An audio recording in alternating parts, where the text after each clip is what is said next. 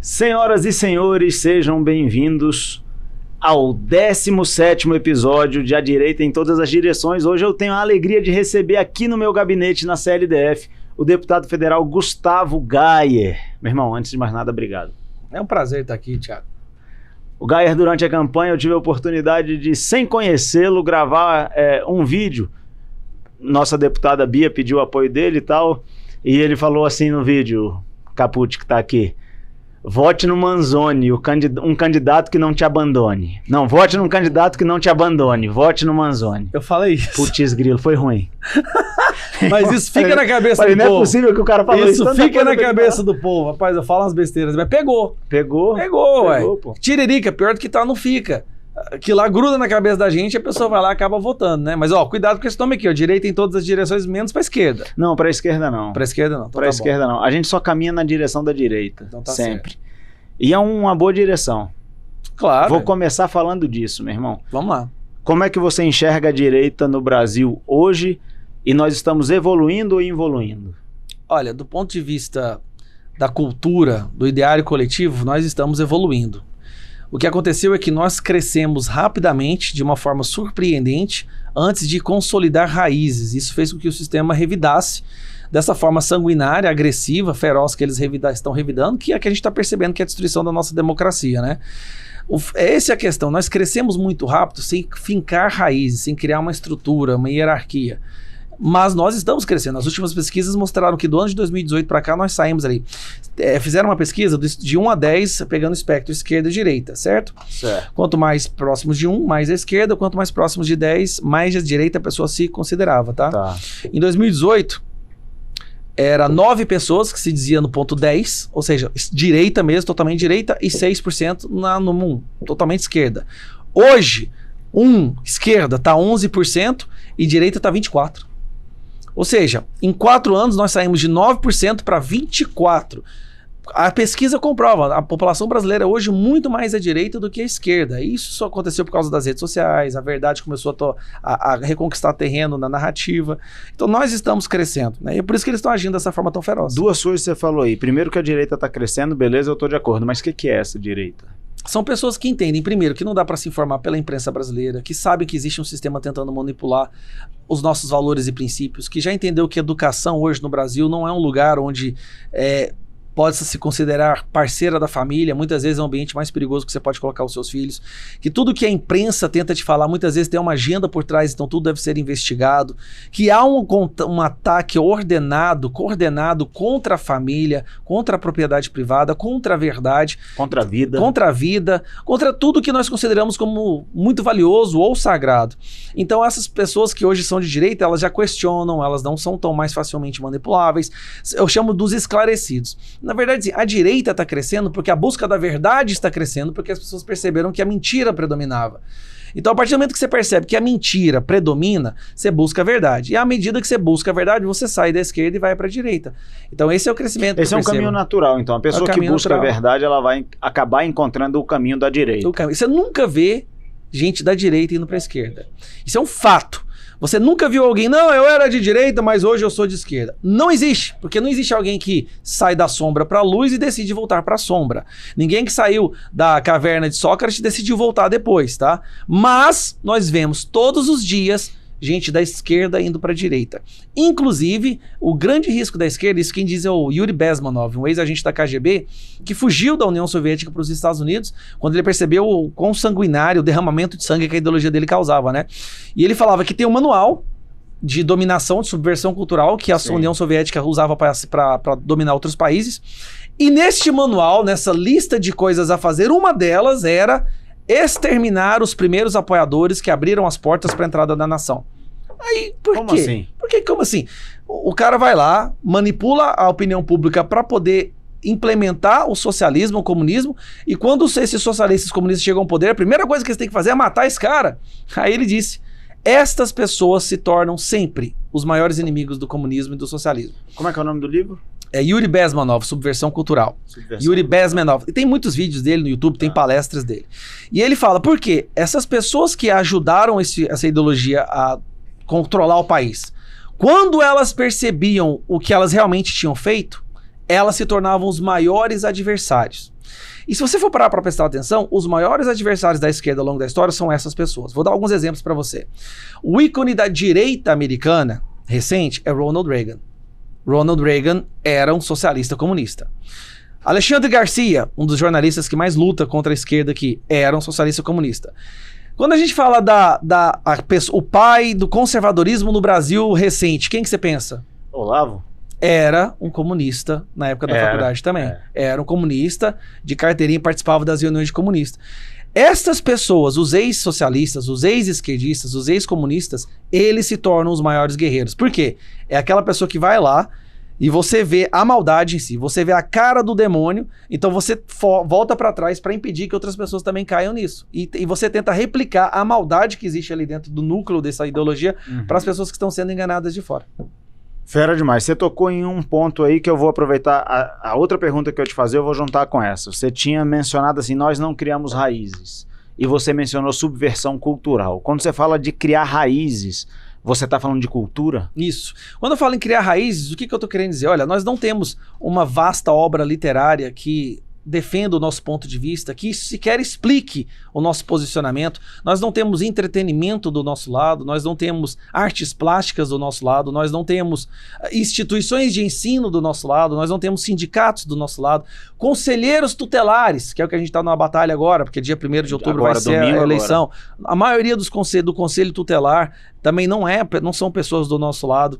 O Deep State, né, que é aquelas pessoas que estão ali num estamento, no estado profundo, elas não são do nosso lado. Então nós não temos raízes por causa disso. A gente tenta criar, mas o Estado, o sistema está tão bem sequestrado que quando a gente tenta criar uma raiz em algum ponto, ele vai lá e poda e corta e persegue. Um exemplo, agora, que está acontecendo agora, tá? Chegou aqui no Brasil o filme O Som da Liberdade. Sim. Então, começou a passar em algumas sessões de cinema. Olha que curioso.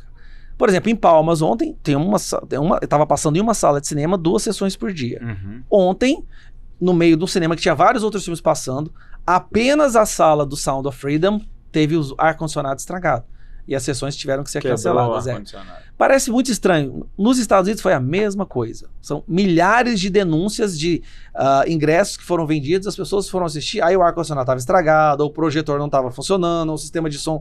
Coisas que nunca aconteceu em nenhum outro filme. E de repente acontece. Disso, o filme é um sucesso. É um sucesso. De público. Nos Estados Unidos foi o filme mais visto, né? Quebrou Indiana Jones. Sim. Mas para superar esses filmes da Disney, da Warner Brothers, não é tão difícil assim também. É muita lacrosfera, né? Então a gente tem que lutar por isso, né? Quer falar de filme? Vamos, entendi a subversão cultural, entendi a parada da raiz. Coração Valente, velho. O que você acha de Coração Valente? Eu acho que eles podem tomar a nossa liberdade. Como é que é?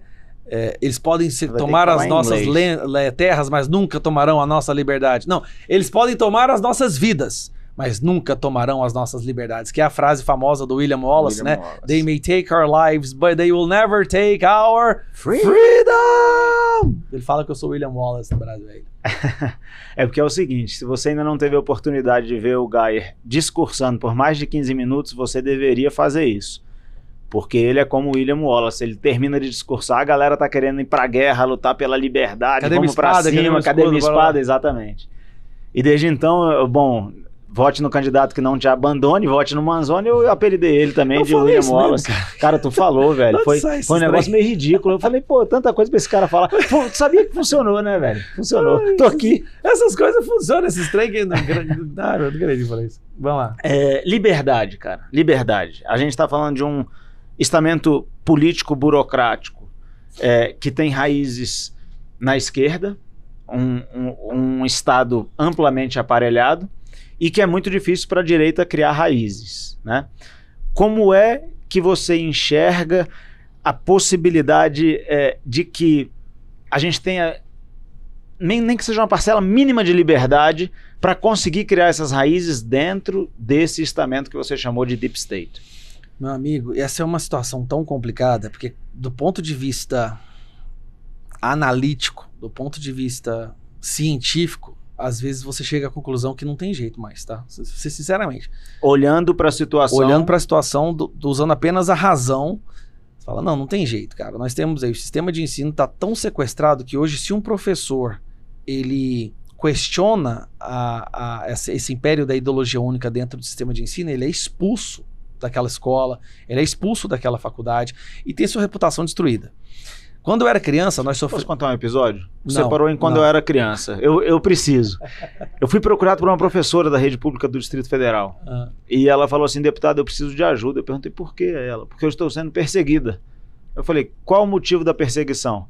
Ela falou assim pra mim, eles descobriram que eu sou de direita. é desse jeito. Eles Isso. descobriram que eu sou de direita. Não foi um negócio assim que ela saiu falando aos 4 ventos. Não. Eles Chegou com a descobriram- bandeira do Brasil, não, nem nada. não. É, usar a bandeira do Brasil de direita. Eu hoje acho em dia isso não. legal também. Não, na verdade, hoje, se você for contra a pedofilia, você é extrema direita. Então, Você assim, viu aí, né?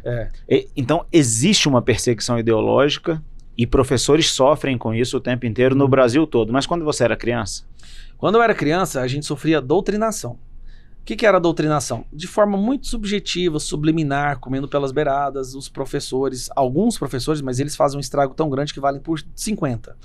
Eles iam incutindo dos nossos corações, nas nossas mentes, na nossa visão de mundo, a ideologia deles. Né? Então, sem De perceber... maneira sutil. Não, então, por exemplo, vou dar um exemplo aqui. O mundo é um país, o mundo é machista, opressor, patriarcado, e os homens mais, uma ideologia surgiu no iluminismo, eles não falavam esquerda nem direita, né? Que prezava pelo social, e eles fizeram a revolução na França, e aí vai indo, e na União Soviética, eles também lutaram, só que eles não falavam que era o comunismo, Sim. entendeu? Eles não E aí falavam... eles contavam a dos história de um jacobinos, grande não, lutador aqui na América isso. Latina, Che Guevara e lutou. tal. Mas aí, quando você percebia, eles faziam você admirar as pessoas e depois eles diziam, aquela pessoa que eu te ensinei a admirar, tá? Ela faz parte dessa ideologia. Você já admirava a pessoa. Exatamente, isso aí eu cheguei a gostar do Che Guevara, cara. Olha que vergonha, eu achei que o Che Guevara era um herói, meus 16, 15 anos. Então essa era a forma que eles faziam antigamente. Aquilo era doutrinação. Hoje, eles já avançaram bastante. Hoje eles fazem violência ideológica. Qual que é a diferença de lá atrás? Lá atrás era subliminar. Se um aluno ou outro questionasse, não aceitasse, não adotasse, a vida continuava. Bom, de 50, pelo menos 30 agora estão comigo. A mente do doutrinador daquela época. Era suficiente naquela Era época. suficiente. Né? Próxima geração a gente leva mais, leva mais, leva mais. Hoje se um aluno questiona, traz algum argumento, debate ou não aceita essas narrativas, o professor vai começar a humilhar aquele aluno, mobiliza o resto da turma para marginalizar aquele aluno, persegue aquele aluno, faz bullying com ele é muitas vezes expulso da sala de aula e expulso da escola. E nas redes sociais, a turminha e os outros colegas da mesma faixa etária dele vão destruir a vida daquela pessoa, daquele menino ou daquela menina. Pelo simples fato de não concordar com o que está sendo Pelo simples imposto. fato de não concordar. Por exemplo, eu tive agora uma audiência, foi audiência pública da Dia da Conscientização da Doutrinação na Escola, que eu levei uma aluna que chama Júlia Castro. Júlia Castro estudava numa escola estadual do Rio de Janeiro. E isso aconteceu, né? E o professor doutrinando, e ela falava, ô professora, mas no feminismo, a senhora sabe quem que é Margaret Sanger? Né? Você sabe quem é essas pensadoras do feminismo e tal, que apoiava a pedofilia? E por ela se contrapor e trazer informação histórica, documental, de que as grandes pensadoras, né, Simone de Beauvoir, eram pessoas perversas, que aliciavam jovens e crianças para pedofilia, eu não vou falar aqui, né, pra gente não ter censura, mas assim, perversas. Essa professora mobilizou a turma para atacar essa menina. Então essa menina era xingada no recreio, xingada nas redes sociais, ela foi humilhada na sala de aula inúmeras vezes, foi chamada na diretoria só porque ela não agrediu, ela não xingou a professora. Ela só expôs... Ela mostrou documentos. Você tem aqui uma petição assinada por várias pessoas que a Madame Simone de Beauvoir organizou para inocentar um monte de pedófilo que estava preso, né? O que aconteceu? Essa menina teve a vida dela infernizada. Assim, completamente infernizada. E ela foi lá, dá para isso, são vários casos que a gente escuta, né? Então hoje tem a violência ideológica que acontece de forma... Passou a ser violência ideológica. Essa é a razão pelas quais você propôs aqueles 2 projetos de lei, um vinculado à doutrinação nas escolas e outro à sexualização precoce das crianças. Exatamente. Na verdade, é o motivo de eu ter começado a falar nas redes sociais, né? Eu sou professor, eu não tinha a menor intenção de sair usando minha rede social para ficar falando de política. Mas eu ficava percebendo a quantidade de relatos de pais e mães que tinham suas famílias destruídas. Porque eu quero que vocês entendam a consequência de uma criança que é doutrinada. Não quer dizer que vai ser só mais um apoiador da esquerda. É uma família que é completamente destruída. Sim. Porque você tem ali pai, uma mãe, um vô, um vó, pessoas que amam aquela criança mais do que tudo na vida, porque essa é a nossa... E que vão ter os seus valores éticos, morais e religiosos confrontados pelo que está sendo gerado. Não, o filho passa a odiar os pais. Exatamente. É isso que acontece. Exatamente. Porque na sala de aula, os doutrinadores ensinam que o cristão, ele é extremista, ele é intolerante, ele é homofóbico, ele é reacionário. Exato. Aí ele ensina que o pai é um potencial estuprador, ensina que a mãe é racista. Então, aí quando a criança volta para casa, por exemplo, a criança é filha de um pai, um homem policial da PM. Na sala de aula vai ensinar para ela que a polícia brasileira é racista, fascista, assassina, genocida. Essa criança volta para casa odiando o pai.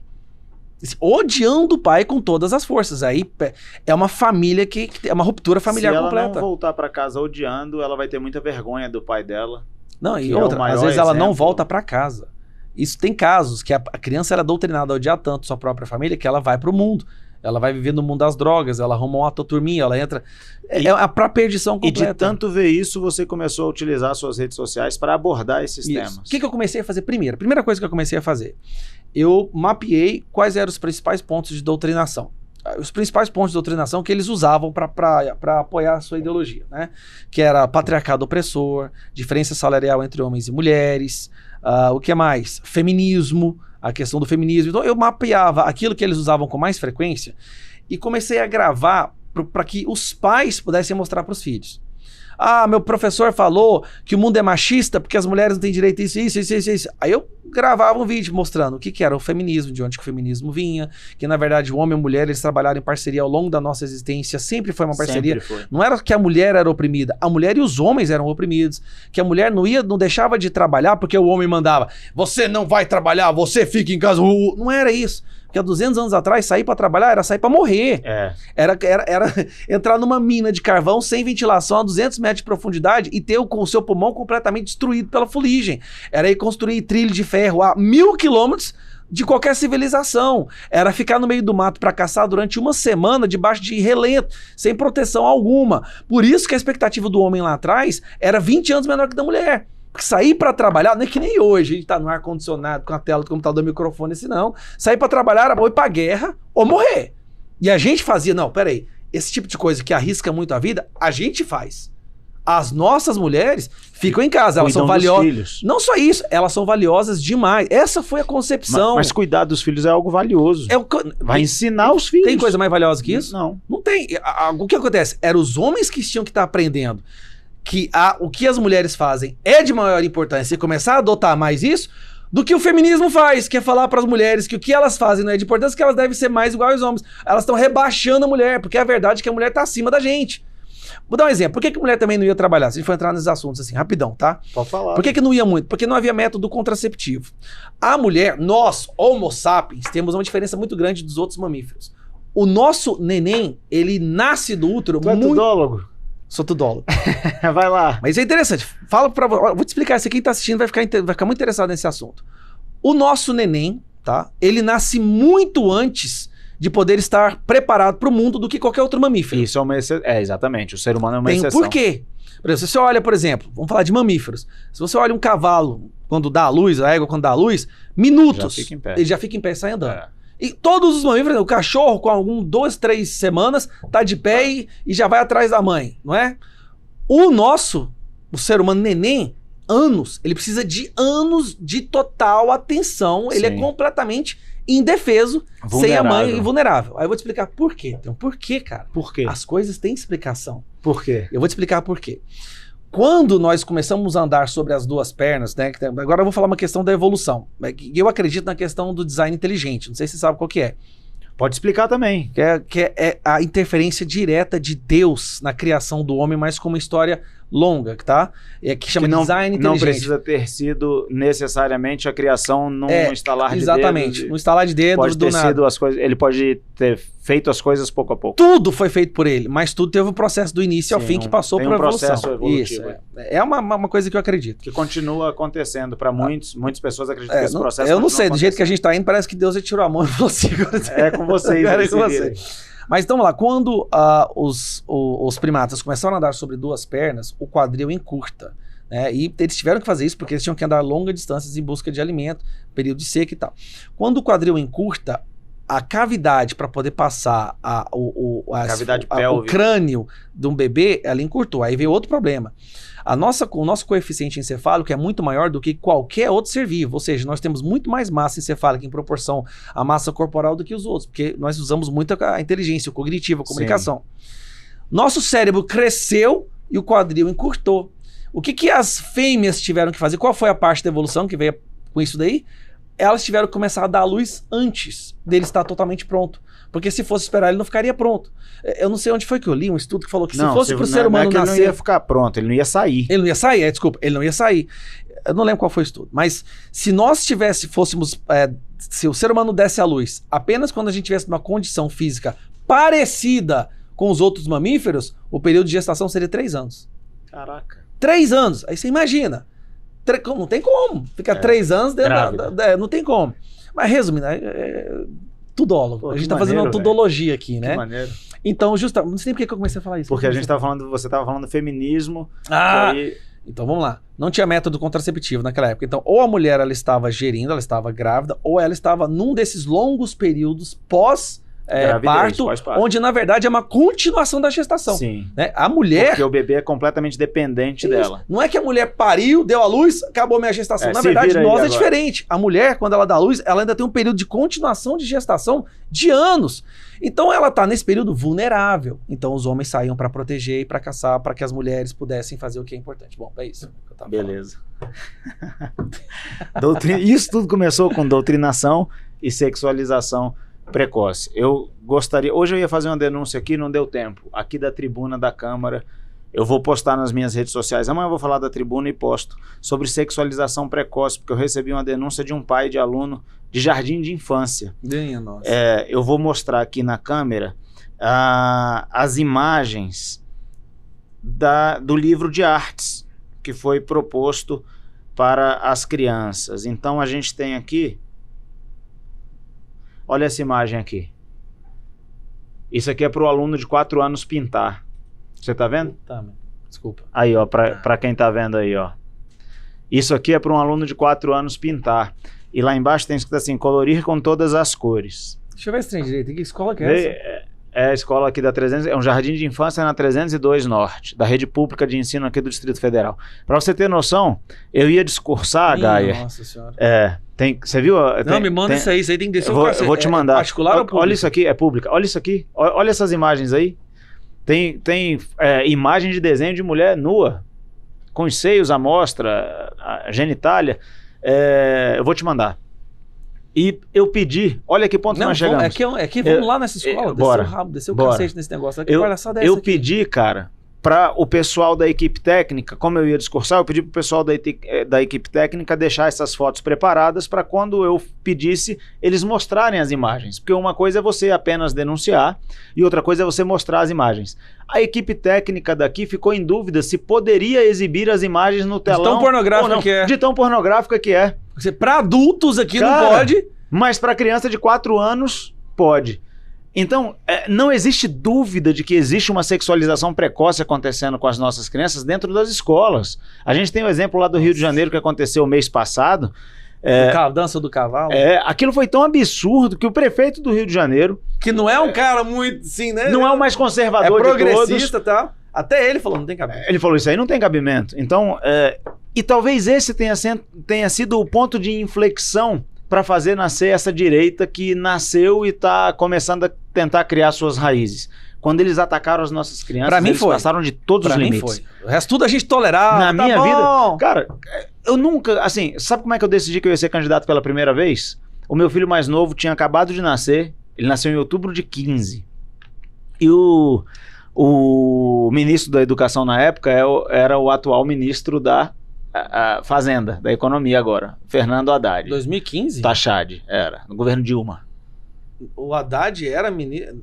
Confere essa informação. Era ele. Tenho quase certeza que era ele. Foi durante 7 anos porque eu me lembro, do governo Lula. Que eu me lembro da história... Se não for ele, é o outro ministro, o pessoal vai conferir aqui. Tão ruim quanto ele. E veio aquela história, ganhou uma proporção enorme aquela história por causa de um deputado federal que denunciou. O deputado federal era Jair Bolsonaro. Denunciou o tal do kit gay. nas escolas. Esse ministro não era o Haddad, não. Não É era, aquele não? que até falou qual a profundidade da língua que podia enfiar na boca no Rapaz, beijo eu não me lembro o homossexual. nome dele. Eu sei, mas não é ele, não. Não era o Haddad, não. Eu nem lembrava que ele tinha falado isso também. Eu sei que, meu irmão, aquela história ali, eu falei, não, peraí, nossas crianças não. Não dá, cara.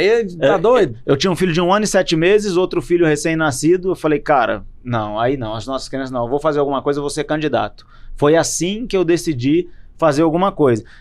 Comecei a usar as minhas redes sociais, eu detestava a rede social. Achava aquilo um lixo. Ainda acho hoje, assim, um negócio meio... Mas comecei a usar para o que eu achava que era o correto. É uma ferramenta importantíssima hoje para divulgar o seu posicionamento. Aliás, foram as redes sociais que quebraram o monopólio da esquerda. Da mídia tradicional. É verdade. E é por isso que eles têm essa fúria contra as redes sociais, por isso que eles querem impedir a gente de postar, por isso que o algoritmo atrapalha a gente o tempo inteiro, por isso que os nossos vídeos precisam ser editados. Esse aqui provavelmente precisará ser editado. Depois de um tempo a gente vai subir ele no YouTube e o YouTube vai falar assim, ó, vocês têm que tirar isso, tem que tirar aquilo, tem que tirar não sei o que, tira mais isso aqui, senão a gente derruba o seu canal. Isso acontece, mas foi a quebra do monopólio.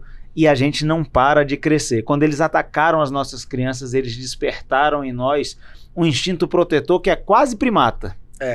Que é quase desse tempo aí que você falou que o assoalho pélvico a nossa família. reduzindo. Quando vieram pra nossa família... É tipo assim, a gente aguenta tudo. Os nossos filhos não. Não dá. Não dá. O problema do conservador e da pessoa de direita, e eu acho que... e por isso que a gente perdeu terreno durante tanto tempo. Primeiro, duas coisas, tá? Uma é uma coisa boa que ao mesmo tempo é ruim. Aquela coisa da gente ver nos outros o que tem na gente. A gente foi ingênuo, de certa forma, de não ter conseguido entender a perversidade dessa ideologia, porque para nós é algo inconcebível que possa existir nós não no faríamos nosso plano. isso. Não, eles querem fazer... Faz isso nunca. Não. Você tá exagerando. Não é possível que alguém vai ter coragem de querer normalizar sexo com criança. Isso não existe. Isso foi um erro. Por quê? Porque a gente não vê neles aquilo porque não tem na gente. Tá. Agora, o segundo ponto, nós somos extremamente aversos a confronto. O cristão, a pessoa que vive e tal, da forma que Deus ensinou, nós somos tão aversos ao confronto que nós somos capazes sempre de ceder e ceder para não haver o conflito. Pela boa convivência. Pela boa convivência, tá bom, você quer casamento de jeito? Tá bom. Você quer... tá bom também. Tá bom. Mas nós temos um limite que é intransponível. E esse limite, quando passa de cá, a gente sai de pacífico para urso... William Wallace. O leão conservador. Quando entram na nossa família. Quando entram na nossa família, aí começaram a falar como que a gente tem que criar os nossos filhos, destruir a mente e o coração dos nossos filhos, querer falar que quem tem o direito de educar as crianças é o professor, é o Estado e não o pai. Aí não. Aí foi longe demais. Aí a gente foi... Segura a sua onda. Aí o que aconteceu? Eles estavam há tantos anos acostumados com aquele pessoal pacífico, complacente, que cede, que quando a gente muda o tom, engatam a quinta, eles falam, nossa, que povo extremista, que pessoal radical. É porque não tinha contraponto antes. Nunca teve. Aí quando surge um contraponto, é radicalismo. Enquanto isso, eles estão queimando pneu, destruindo ônibus, esfaqueando candidato à presidência. Há décadas, mas para eles aquilo não é radicalismo. É normal, defendendo nossa status de criança. Radicalismo é só quando você fala o que eles não concordam, aí você é radical. Fake news também. Agora, já que você falou de assassinato de criança, eu preciso tocar nesse assunto dentro desse radicalismo. Porque para mim não tem nada mais radical do que você autorizar o assassinato de bebês no útero da mãe. Isso é de uma covardia sem tamanho. E nós estamos numa empreitada, vocês lá na Câmara Federal, nós aqui na Câmara Distrital, em defesa da vida. Eu queria que você falasse um pouco do que você pensa sobre esse assassinato que está sendo proposto ser legitimado no Brasil até as 12 semanas de gestação. A pessoa que idealizou essa nova concepção de apoiar o aborto foi a Margaret Sanger, que é uma feminista. Ela que, inclusive, foi uma das fundadoras do Planned Parenthood, que é a maior organização de assassinato de criança que o mundo já viu, tá? O que as pessoas não sabem é que a idealizadora desse movimento moderno em prol do aborto era uma racista, membro do Ku Klux Klan. Assim, pensa numa pessoa que... Ela escreveu um livro que chama Pivot of Society. Nesse livro dela, ela falava que o aborto era uma forma de fazer a eugenia da sociedade para extirpar as pessoas que desperdiçavam recursos naturais. E ela falava, tem oxigênio, tá? Isso muitos anos atrás. Olha, desculpa te interromper. O pessoal me corrigiu aqui, falou que o Haddad foi ministro da Educação de 2005 a 2012 nos governos Lula e Dilma Rousseff e prefeito da cidade de São Paulo de 2013 a 2016. Até a minha esposa, que nos assiste ao vivo, Gaia, falou assim... Aloysio Mercadante, depois do Haddad, José Henrique Paim e Cid Gomes. Depois Renato Janine voltou. Foi o Paim, acho, foi o Paim. Desculpa ter te interrompido, era só porque o pessoal pediu aqui pra eu fazer a correção. Tem que ser, porque não pode ter fake news aqui não. Isso aqui não é programa de news, esquerda. Não. Fake news não. Isso aqui não é programa do PT, o live do Lula. Depois que você terminar de falar do ápice do feminismo, que é o assassinato das crianças no ventre das mulheres, eu gostaria de te perguntar o que é fake news. Então tá bom. Boa pergunta, né? Mas aí, a idealizadora desse movimento, ela criou esse movimento para acabar com as raças e pessoas que elas achavam inferiores, que eram os negros, os pobres, os imigrantes. Ela era membro e participava das reuniões do Ku Klux Klan, Margaret Sanger. Ela escreveu um livro que chama Pivô da Sociedade, onde ela fala isso abertamente. Curiosamente, esta pessoa, esse movimento, foi adotado pela esquerda hoje para ajudar as mulheres negras. Vamos para pensar. Aí, calma, Manzoni, que isso tem é um mais mecanismo higienista, pelo que você tá falando. Totalmente. É eugenia. É extirpar da sociedade aqueles que você considera inferiores. Então, ela fundou o Planned Parenthood, e o Planned Parenthood, ele só existe em regiões onde há maioria negra nos Estados Unidos. Olha que interessante. Você não vai ver um Planned Parenthood, por exemplo, o que é rico aqui em Brasília? Sei lá, no Pinheiro, no Leblon. Você não vai ver um Planned Parenthood da Barra de Tijuca ou Lago Sul. Não. É sempre ao lado ou dentro de regiões onde há maioria negra. Então o Planned Parenthood foi criado justamente para acabar com uma determinada raça que hoje a esquerda fala que está defendendo. Cara, é o duplo pensar. Já viu o George Orwell, aquele duplo pensar? Já, claro. É apoiar duas ideias completamente antagônicas, você nem saber o que você está fazendo. E as feministas de hoje, elas não sabem da origem. E o cérebro buga, né? Uma dissonância cognitiva, você fala, pô, como é que pode? É povo burro demais, cara. As feministas de hoje não sabem da origem disso daí. E olha que interessante, elas acham que estão lutando pelas pessoas pobres, pelas mulheres negras. O legal é que ele vai perdendo a paciência, ele botou a mão na cara assim, velho. Aí, tipo assim, não é possível, não é possível, cara. Não é possível que eles são tão burros assim, pra mulher pobre, pra mulher negra, pra mulher vulnerável e tudo mais, mas na verdade, o que eles apoiam é justamente a exterminação desse povo. É a exterminação. Cara, vamos falar a verdade. É o exato oposto. Pessoas pobres, elas não pensam em abortar. Essa é uma onda mais usada para classe média e classe média alta, os mais ricos. Sabe aquela mulher que, eu não quero estragar meu corpo, não tá na hora, eu quero viajar muito antes de ser mãe. É mais esse lado. Só que eles usam essa outra narrativa porque é mais emotivo, gatilho emocional, né? Nossa, eu tenho que ser a favor dos vulneráveis, eu tenho que ser a favor daquilo. Gatilho emocional. Depois a gente fala de gatilho emocional. Meu irmão, o que é fake news? O que é fake news, cara? O que é fake news? Não sei, cara. O que é fake news? Também não sei. Eu sei. Fake news é toda e qualquer afirmação que... contrária ao pensamento que mostre a verdade e enfraqueça a narrativa da esquerda. Tudo isso é fake news. Essa é uma boa definição, a gente pode botar no dicionário. O que é fake news? Fake news é toda e qualquer definição verdadeira que se confronte à narrativa das esquerdas. Que enfraqueça a narrativa da esquerda. Virou fake news. Por exemplo, vamos lá falando durante a campanha. Vou dar um exemplo só pela campanha. Vai lá. Durante a campanha eu tive posts derrubados, porque eu falei que o Lula era amigo de ditador, porque eu falei que o Lula era a favor do aborto, porque eu falei que o Lula era a favor das drogas. Banheiro unissex. Não, eu não postei banheiro unissex, mas várias pessoas postaram isso. Então, 3 posts meus derrubados por causa disso, certo? Era fake news, era mentira. E tô em inquérito também. Tem inquérito que foi aberto por conta dessas postagens, beleza? Tudo se provou verdade depois. Tudo que a gente falava antes se provou verdade. O governo Lula retirou o Brasil do pacto anti-aborto. As primeiras coisas que ele fez. A definição lá do Ministério da Saúde falando lá do aborto e da ideologia de gênero nas escolas, que eu acho que não tem nada a ver com saúde, abertamente. Drogas também, né? Contra o capitalismo. Cara, governo Lula, tipo assim, dissonância cognitiva, mentira, fake news, isso tudo numa tacada só. Nomeação do próximo ministro. O PT se vende como sendo o partido que é a favor daquelas minorias que eles foram criando para nos segmentar e nos dominar, né? Então, eles foram nos colocando uns contra os outros. Eles só não esperavam que eles fossem unir os católicos e os evangélicos. Isso aí estava fora da percepção deles. Foram nos dividindo e tal. Então, eles sempre defendem mais participação de negros nos cargos importantes, mais participação de mulheres, mais participação de grupos LGBTQIA+, mais participação, mais. A ministra mulher, Rosa Weber, que deixou o lamentável voto dela lá na ação, na DPF 442, ela vai se aposentar agora, semana que vem. E o Lula falou assim, não adianta me pressionar, porque eu não vou tomar minha decisão com base em raça e em sexo. Cara, como é que pode? Essa é uma das bandeiras principais do progressismo, né? O Lula é conservador, é? De forma alguma, cara. Ele só fala o que é preciso falar para chegar ao poder. E ele só tá falando que não vai se basear em raça, ou gênero e raça para tomar essa decisão. Não é porque ele não considera isso como fatores importantes. É porque ele quer indicar alguém que não preenche os requisitos. Ele já sabe quem que ele vai indicar, é alguém que vai proteger ele dos seus crimes, né? E essa pessoa não enquadra.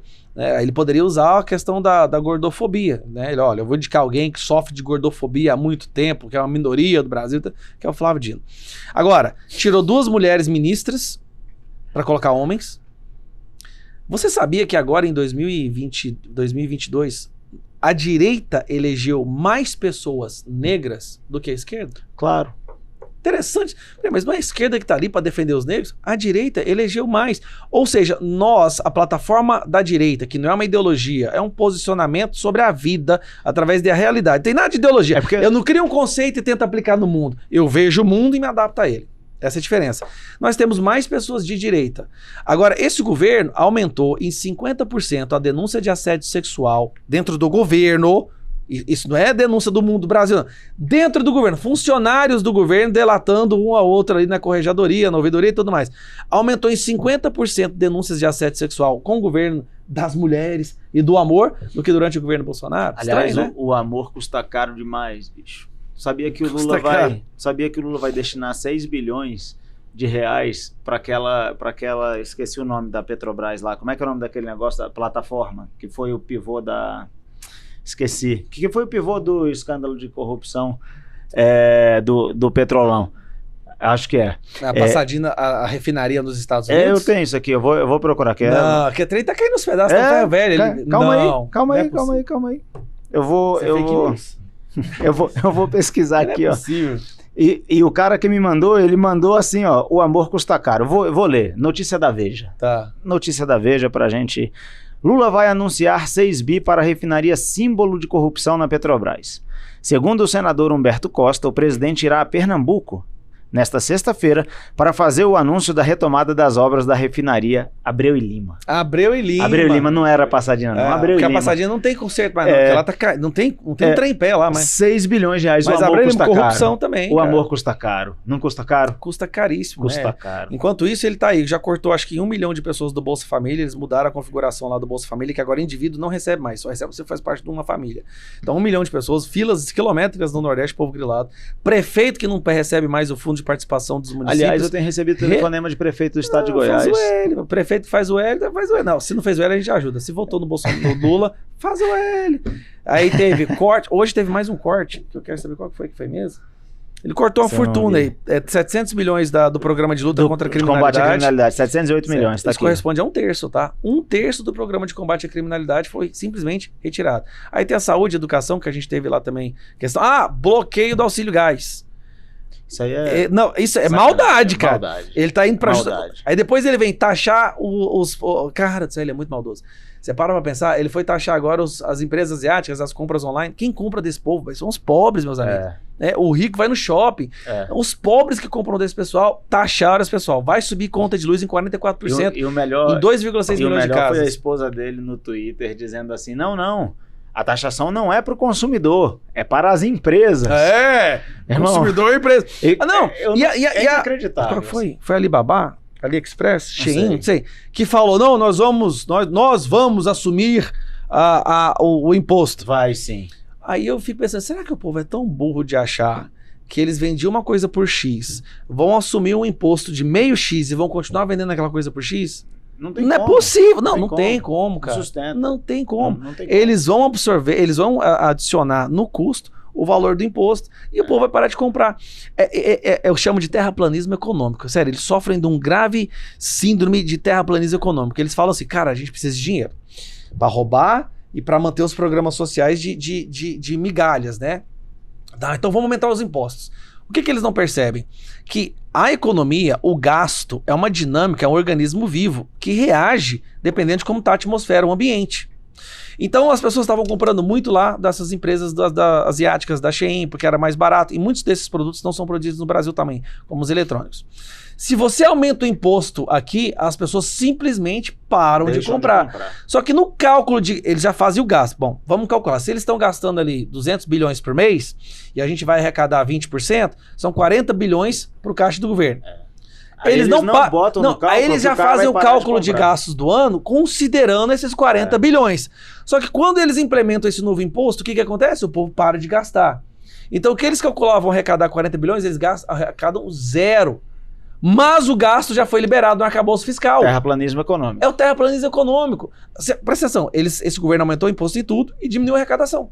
Mas o Lula nega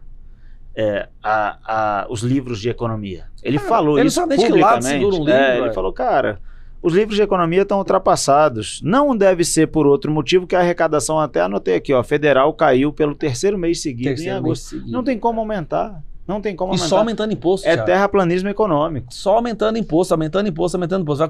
Vai voltar a cobrar o DPVAT agora, você viu essa, né? Vi. Agora, deixa eu só te interromper, porque é o seguinte, Bolsonaro ficou 4 anos sendo achincalhado porque ele chamava o Paulo Guedes de posto Ipiranga. E tentou explicar a curva de Laffer para o Brasil do jeito dele. Tentou explicar. O tapado do Lula não aprende, velho. Meu irmão, não adianta você aumentar imposto. Quanto mais você aumentar imposto, mais você diminui a arrecadação. Porque diminui as pessoas deixam de comprar. É lógico. Aí, quando você diminui a produção, você gera desemprego. Aí, a Venezuela caminhou nesse caminho. A Argentina caminhou nesse caminho. Não é à toa também que a Argentina vai eleger o Milei agora. E de primeiro turno, estão correndo risco já. Cara, porque chega uma hora que não dá mais. O socialismo, ele destrói. Estados Unidos também vai eleger o Trump agora, está com 10 pontos na frente. Isso é o natural de acontecer. Como em 2026 vai vencer um presidente de direita, que eu espero que seja o Bolsonaro. Espero que ele esteja elegível e que ele seja o presidente. Também. Se não for ele, vai ser outro de direita. Porque não tem jeito. O caminho que eles adotam leva para a destruição. E eu queria recomendar pela 1000ª vez aqui um livro. O Caminho da Servidão, de Hayek. Tendo recomendado um livro, eu vou te fazer uma pergunta sobre você, uma pergunta pessoal. Porque você é professor de inglês, confere? Professor de inglês, insatisfeito com o que acontecia na educação, começou a gravar e postar vídeos. Só que os seus vídeos, cara, eles não são vídeos só de indignação. Eles têm indignação. Aliás, talvez seu melhor discurso, minha opinião pessoal, né, no seu mandato, que é muito recente, foi um discurso que você fez na Comissão de Educação, velho. Ali eu tava... Cara, aquilo ali foi formidável, porque você esfregou a verdade na cara das pessoas e você olhava os dados e falava, isso aqui não se discute sobre analfabetos funcionais, os resultados da nossa educação, e a gente está aqui discutindo banheiro. Banheiro e arco-íris na faculdade. E bota mais dinheiro nas faculdades. Você falou assim, para formar imbecis. A esquerda caiu matando. E o que é que nós estamos formando? Então, os seus discursos, eles não têm só indignação, e nunca tiveram, desde sempre. Você tem muito conhecimento. De onde vem, como você começou a estudar, o que te gerou interesse de estudar essas coisas todas, que te possibilitou se transformar na referência que você se tornou? Bom, eu assisto muito o Jornal Nacional, Miriam Leitão. Brincadeira. Muita cultura. Todo mundo começou a rir aqui, ó. A sintonia tá boa, né? Miriam Leitão, cara, Daniela Lima, Fátima Bernardes, não. Cara, curiosidade.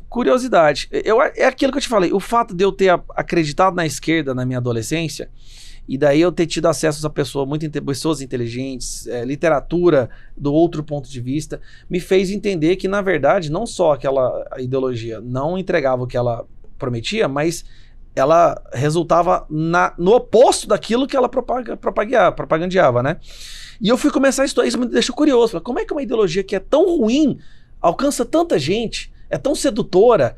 Aí eu fui estudando, aí eu fui vendo tanto que ela é perigosa. E à medida que eu fui vendo tanto que ela é perigosa, eu quis me preparar mais, me municiar com mais informações possível. Com quantos anos você começou a fazer isso? Cara, é um processo gradativo, né? Ele tem saltos. Por exemplo, quando nasce o filho da gente. Meu primeiro filho, Gabriel, tinha 21 anos. Ali eu dei um salto. Eu comecei com quantos anos? 42. Meu filho tá com 20. E aí eu dei um salto. Aí eu comecei a devorar, eu comecei a ler bastante, eu comecei a ir atrás. Mas aí, quando eu pulei mesmo, saltei, agora vamos, que nem o Superman, foi quando nasceu minha filha. Você tem filho ou filha? 2 filhos, o Guilherme e o Felipe. Um dia, que Deus te abençoe pra você ter uma filha. A minha esposa quer, mas... Na hora que nasce a filha, o dificilmente eu vou conseguir, velho. Eu cortei os canos. Já tá impotente? Beleza. Quando Não, nasce calma a aí, filha, não, tô não. brincando. Não foi isso que eu disse. Castrou? Castrou. Depois eu quero falar de Transmanzone. castração. Depois eu quero... Não, velho. Não faz isso, cara. Não faz isso. Tá ao vivo, cara. Quando- O quê, velho? Quando nasce a filha da Aliás, gente... hoje teve um ato falho na CPMI. Ah, O general Helena acabou chamando aquela... senhor, o senhor não falha assim. É, Não é um ato falha, é um ato real. Né? Mas deixa eu concluir. conclui. Quando nasce a filha da gente, assim, você vira pai Como de é uma que é o nome menina... daquela deputada? Deputado ou deputado? Pois é. Quando nasce... Quero ser preso hoje, não. Esse instinto protetor que você fala que a gente tem, ele é outro patamar. Quando é filho, é tipo assim, ó, nasceu um parceiro meu pra lutar junto comigo por aquilo que a gente acredita e defender as mulheres e tal. Então, vamos ser forte. Quieta menino, vira homem, não é? Quando nasce a filha, a percepção é tipo assim, opa, peraí, esse mundo tem que ser digno de ter uma pessoa tão maravilhosa como essa menina aqui. Vamos ter que limpar essa porcariada aqui, porque ela vai caminhar nesse mundo, esse mundo tem que estar limpo. É outro patamar, você vai pra outro patamar. nível. Bruno Henrique, outro patamar. Outro patamar. Aí a minha filha, ela me mudou completamente, cara. A Maria Quantos anos Fernanda, ela tem? 17. 17. Ela me mudou completamente. Aí eu fui pra guerra mesmo e eu vou e assim mesmo. Você já era casado? Sei Você lá, teve filhos? eu casei com a minha primeira namorada. É mesmo? Com quantos anos você casou? Eu conheci ela, a gente tinha 17 anos. Casei com 25. Mas a gente 25 tá anos. junto desde os 17. Cara, que legal. Parabéns. Parabéns. Eu tenho um amigo que ele tá com a mesma esposa, deve ter, sei lá, uns 35 anos, aproximadamente, mas ele ainda não casou com ela. Que Ele legal. falou ele falou que casamento Sem é uma decisão vergonha. muito dura pra se tomar assim, sem pensar. Isso é pra vida inteira. Então bastante. ele tá esperando mais um tempo. Ele é casado há Nós estamos 35 vivendo anos. essa geração dos homens estragados, sabe? Eu falo eu tenho uns amigos que tá nesse caso também, ficam enrolando pessoa 10 anos.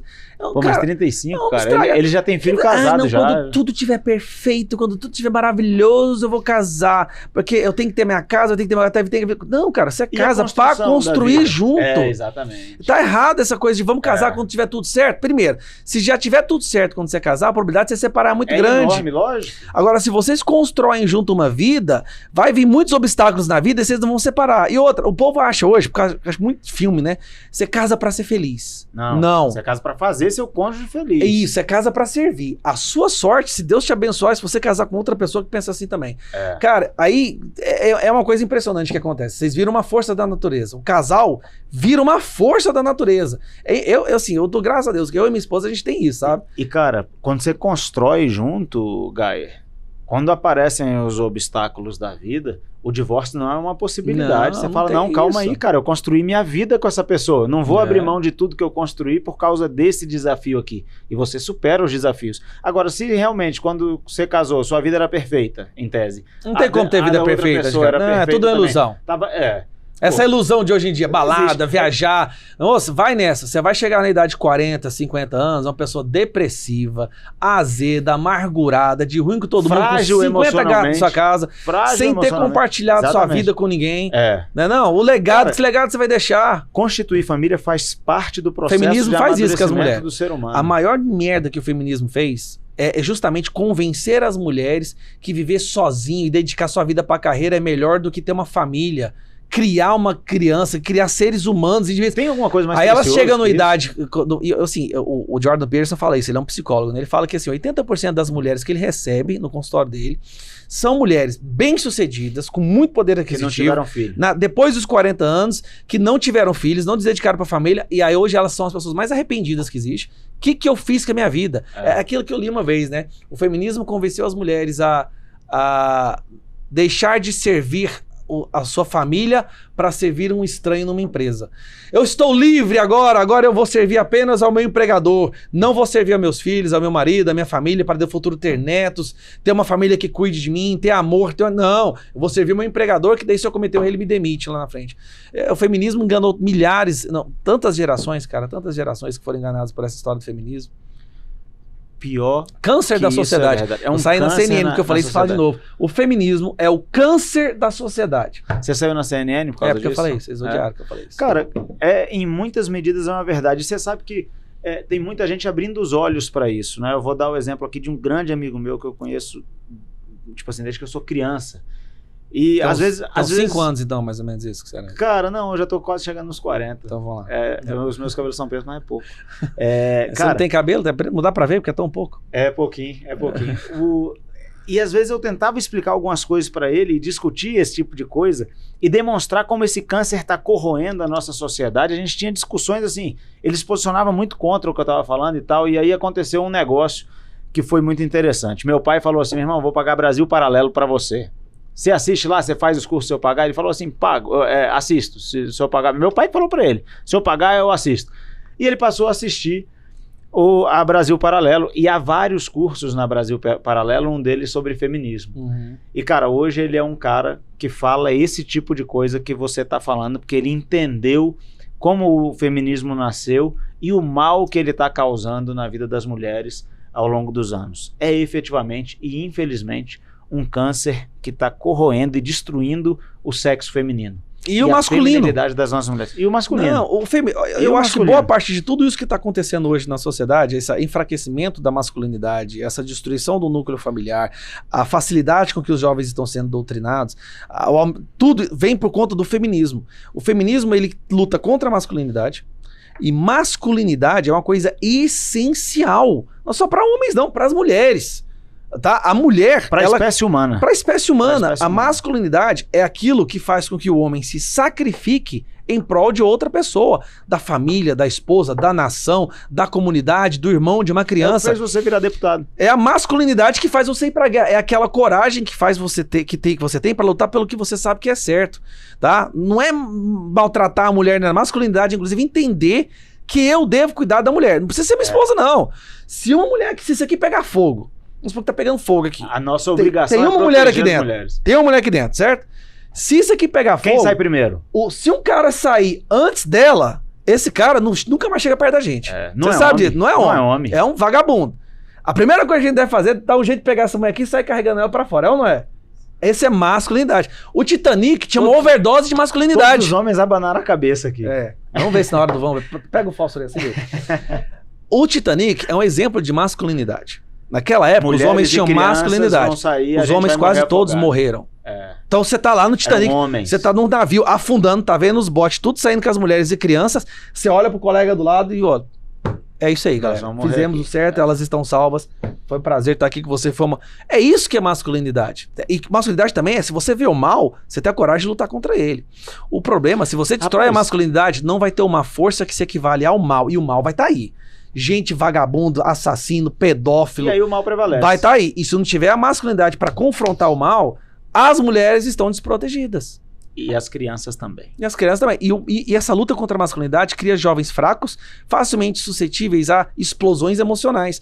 Por exemplo, que é outra coisa que o Jordan Peterson fala. Nós estamos tendo um aumento aí de jovens entrando nas escolas, atirando, fazendo maldade, né? Entrando pro crime. Isso são jovens que não desenvolveram sua masculinidade. Então, quando eles têm uma explosão de emoção, eles não têm aquela parte estoica, aquela parte de agir como homem, segurar minhas emoções, a minha honra é mais importante. Ele não tem. Ele age com a emoção controla ele. E não tem nada mais perigoso que um homem que age com explosão emocional. Aí ele vira, sim, um orangotango com um bastão na mão, saindo pra destruir tudo. Instinto, só instinto. É um animal. É um animal. A masculinidade socializa o homem. Só que o homem, a mulher determina o padrão da nossa sociedade. Já viu isso? Tem uma explicação, nem quem foi. Ele fala assim, ó. O padrão de exigência da mulher para que tipo de homem ela casaria, ou ela se tornaria interessada, ou ela teria um filho, é o teto de onde o homem consegue chegar enquanto evolução civilizado, sociável, decente. Sim. Então, se a mulher começa a exigir homens um determinado padrão, se ela sobe os homens vão querer. Porque é isso que o homem trabalha a vida inteira. Eu quero ser escolhido por uma mulher. Eu quero ser escolhido por uma mulher. Então, se a mulher abaixa o feminismo, faz o quê? A mulher que escolhe o homem. Então, se o feminismo abaixa o padrão de exigência, que é o que o feminismo fez, mulher agora acha que é sair pra balada, vou ter um monte de relação sexual, meu negócio é prazer. Então, pro homem foi ótimo isso, porque agora ele não tem que se esforçar. Ele não tem que ser um sociável, ele não precisa evoluir, porque agora basta ele ter uma genitália e ir pra uma balada que ele vai saciar suas necessidades sexuais, porque as mulheres agora não têm padrão de exigência nenhum. Então, como elas não exigem a evolução do homem, elas não exigem um homem seja socialmente evoluído, o homem deixa de ser, cara. Ele consegue ter o que ele quer. Então, por isso que quando você vai casar, você tem que casar com uma mulher braba. Desculpa, mas é verdade. Acha a mulher exigente, uma mulher brava, uma mulher que se impõe mesmo. Fala, não, tem que ser, pra estar comigo tem que estar assim, que nem a minha porreta. E aí você evolui pra ser digno daquela mulher. Né, Tchê? Velho. Porreta. Ela é porreta. Rapaz. O sarrafo dela é alto. Não, moço, se eu tô onde eu tô, é por causa dela. Não tem. Não posso, fala isso da boca pra fora, não. Eu posso falar a mesma coisa da minha esposa. E isso que você tá falando, isso é muito verdadeiro. Porque conforme o sarrafo foi abaixando, a nossa sociedade foi degenerando totalmente pela ausência da figura masculina. Isso. Você entende? A mulher determina o grau da nossa sociedade, o quão evoluída a sociedade é, pelo padrão de exigência dela. Eis porque o feminismo é um câncer. É um câncer, cara. E aí já tá em metástase já. O negócio tá complicado. E a gente só espera que as próximas gerações não caiam nessa lorota de feminismo, não. Eu acho que a gente tá fazendo um trabalho legal. Eu nunca vi uma mulher feminista feliz, cara. Não existe. Não existe. É um povo feliz que quer destruir tudo, que odeia todo mundo. Trem feio. E é engraçado, assim, essa infelicidade, essa vontade de destruir, etc., é um negócio que me chama muito a atenção, porque de maneira meio inconsciente, elas acham que você, eu e quem tem a família nos moldes que a gente tem é a família perfeita. Uma vontade de destruição do que o outro conseguiu construir, do que o outro conseguiu produzir. Ao passo em que eu sou infeliz, eu quero que você o seja também, e por isso eu projeto em você a ideologia que eu carrego, porque ela é destrutiva. E eu sei internamente que ela é destrutiva.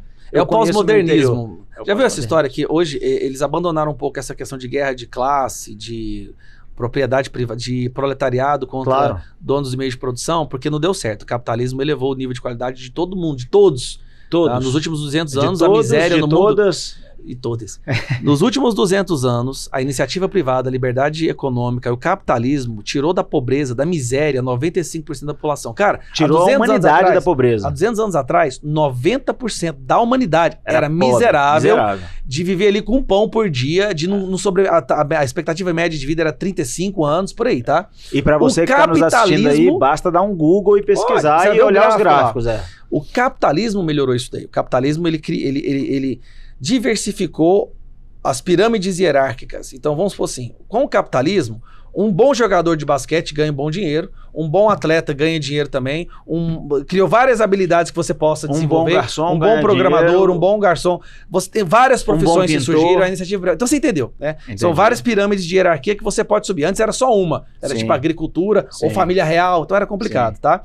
Então o capitalismo melhorou demais a qualidade de vida da humanidade. Se você não é da aristocracia, então a narrativa do donos de meio de produção contra o proletário acabou.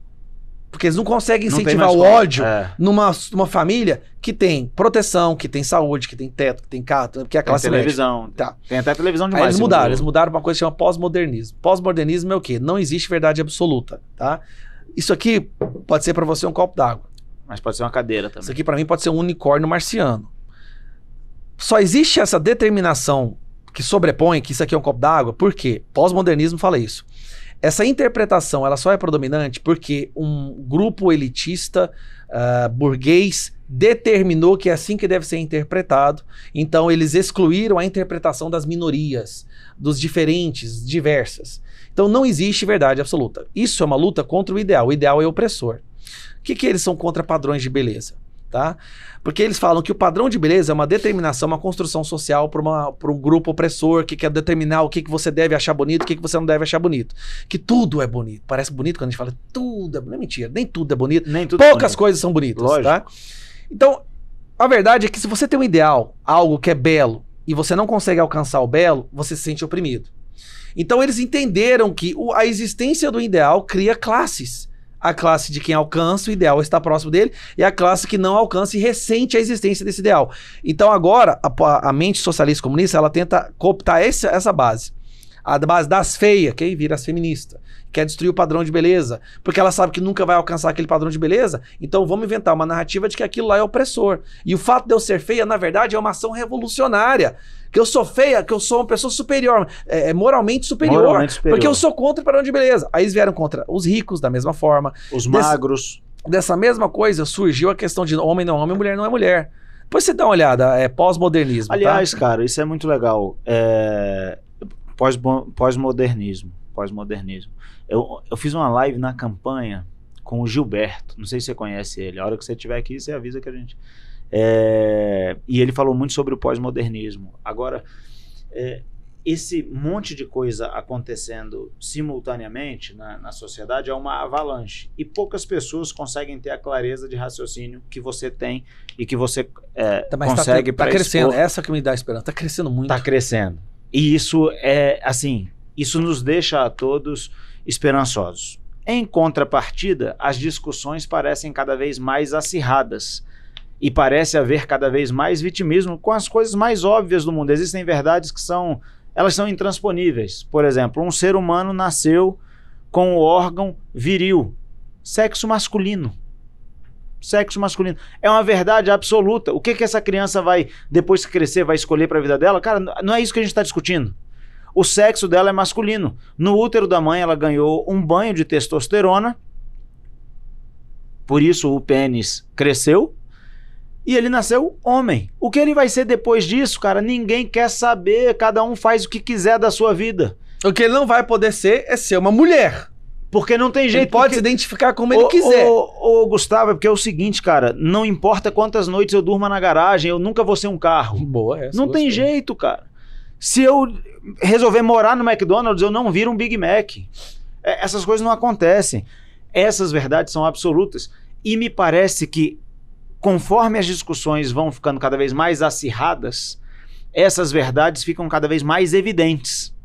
E existe uma grande parcela da população brasileira hoje que não aguenta mais conviver com o pós-modernismo, que não aguenta mais conviver império da mentira, com a relativização, né? De tudo. É o império da mentira. Aliás, eu gravei um vídeo uma vez com aquele cara ali falando do império da mentira.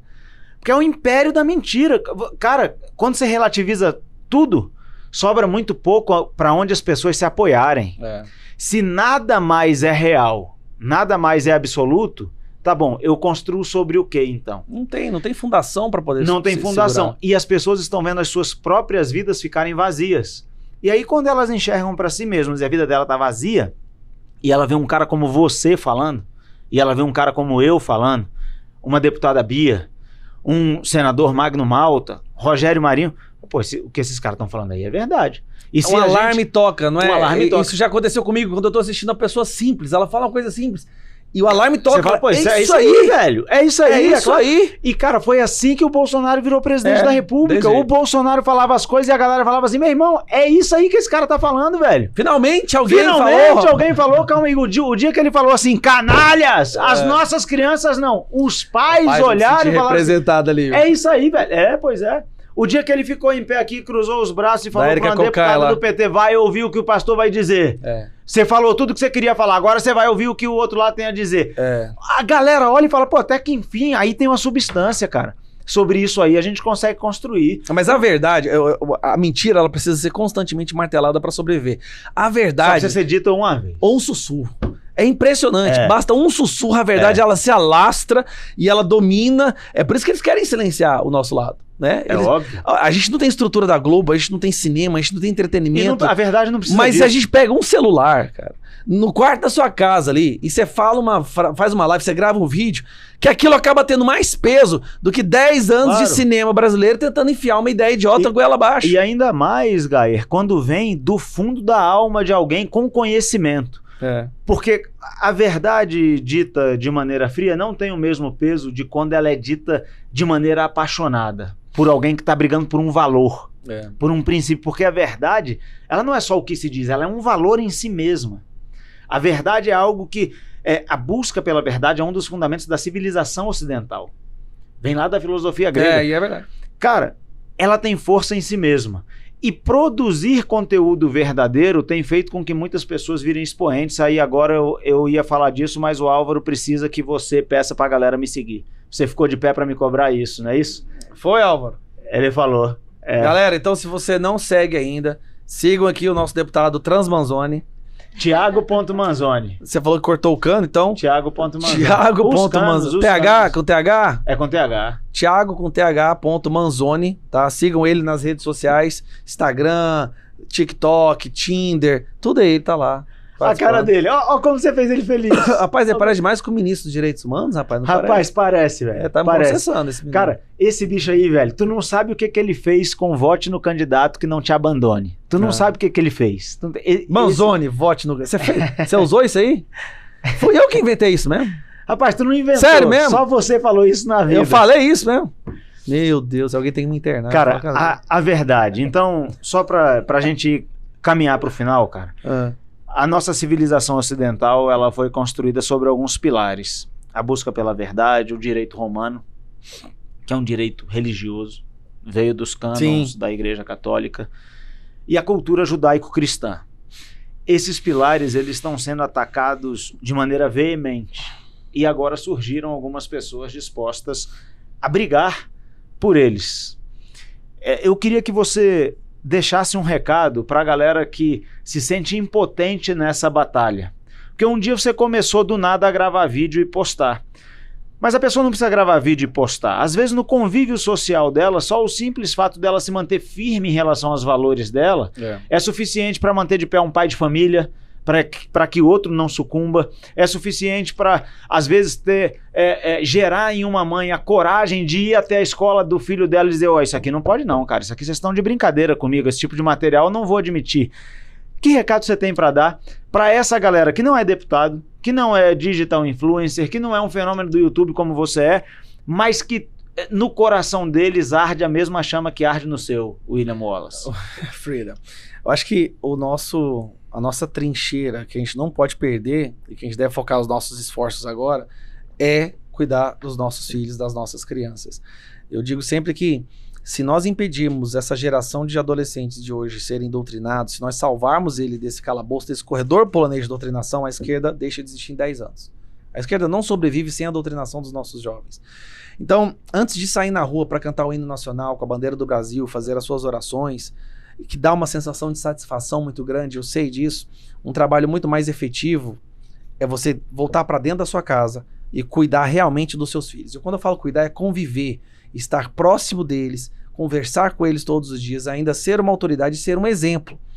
Se você blinda o seu filho, a sua filha da doutrinação, é o maior golpe que você pode dar, sem precisar de rede social, sem precisar de mandato, contra a esquerda. Se você faz isso, é um soldado a menos, é um membro a menos da artilharia deles. E eles só sobrevivem sequestrando os nossos filhos. Então, se proteja. Beleza? Top demais. Beleza, meu irmão. Siga o Thiago Manzoni, galera. Que já terminou, né?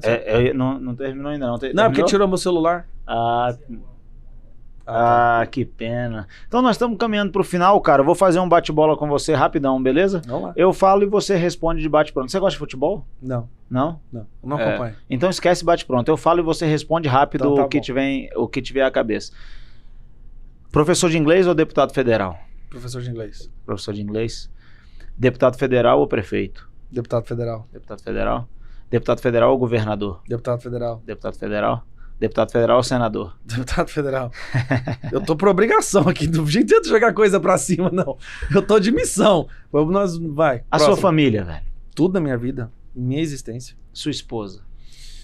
Segurança, amor, carinho, família, filhos. Eu posso usar a palavra tudo de novo não, né? Então, mas tá muito ali próximo, é a mesma coisa. Os seus filhos? Meu universo. Minha razão. Deus? Me deu tudo isso que eu tenho. Eu devo gratidão pelo resto da minha existência. Você frequenta a igreja? Não. Não? Não. Mas você confia em Deus? Totalmente. E Ele é suficiente? Eu agradeço Ele todos os dias. Eu não mereço tanta bênção que eu recebi na minha vida. Ao ponto de eu virar assim, Deus, pega a próxima bênção que você tem guardada pra mim, passa pra outra pessoa. Porque aqui não tem como melhorar mais, já tá bom. Que fera, velho. Que fera. Um conselho pros jovens. Você deu um conselho pros pais. Agora um conselho para os jovens. É muito fácil, hoje, você fazer parte do coletivo que te pressiona. Você quer ganhar amigos, você quer ser benquisto, você quer ser aceito. é essa tentação que vai conseguir destruir a sua vida. Hoje, se você quer ser um rebelde, e essa é, querendo ou não, uma parte da motivação do jovem, se você quer ser um rebelde hoje e não ir com a manada e pensar por conta própria, escute os seus pais. Resgate os valores da nossa sociedade. Na verdade, a nossa existência agora depende de você não se deixar ser doutrinado. E questione tudo que seus professores falam. Tudo. Questione.